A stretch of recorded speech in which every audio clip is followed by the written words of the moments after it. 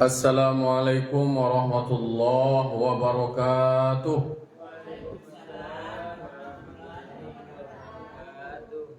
Alhamdulillah wassalatu wassalamu ala Rasulillah wa ala alihi wa sahbihi wa mawala.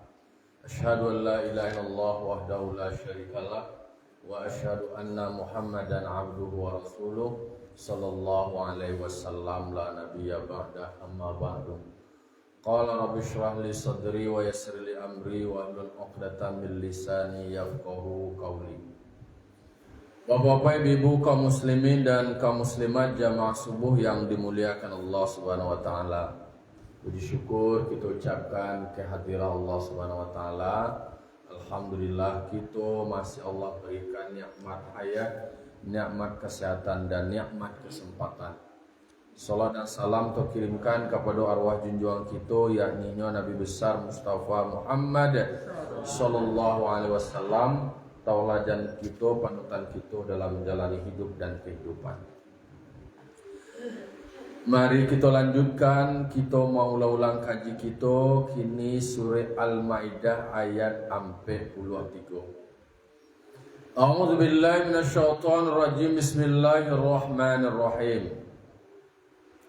Wa kaifa yuhakimunaka wa 'indahumut tawratu fiha hukmullah thumma yatawallawna min ba'di dzalika wa ma ulaika bil mu'minin. Shadaqallahul azim. Ayat 43 surah Al-Maidah masih ada kaitan dengan ayat 42 dan 41, bicara soal orang yang meminta pandangan hukum atau minta keputusan terhadap masalah mereka. Jadi di ayat 41 ada yang mengadu, tapi tetap mereka memaksakan atau merancang maunya keputusan yang ditetapkan itu adalah sesuai dengan keinginannya.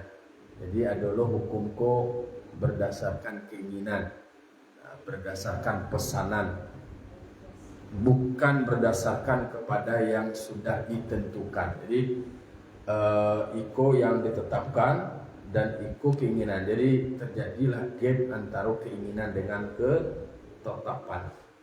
Maka pertanyaannya, wa kaifa yuhakimunaka. Jadi wa kaifa ko ba'alo carwe mereka meminta keputusan hukum terhadapmu. Nah, kan kok kalimat kaifa, halo kaifa kok bagaimana ba'alo nyoka meminta pandangan hukum atau ketetapan hukum kepada engkau Muhammad. Wa indahumut Taurat, padahal sebenarnya di sisi mereka itu sudah ada kitab Taurat. Inilah punya kitab Taurat.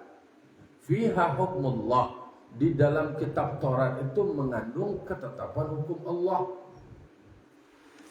Inilah membaca kitab Taurat, lah tahu kitab Taurat, dan isi dari kitab Taurat itu lah jalelo. Tu kininya mencoba meseselo harapannya ketetapan yang diberikan oleh Nabi itu berbeda di kitab Taurat sesuai dengan keinginan mereka. Itu kan perilaku-perilaku culas yang memang tergambar di dalam realitas kehidupan. Kok nantas sure lah do, ketentuannya lah do. Iya, apa alo kok adolo kebijakan akan marosok-rosok natakakwa. Tuntung beko adolah keberpihakan terhadap pembelaan kainyo atas kekeliruan dan kesalahan.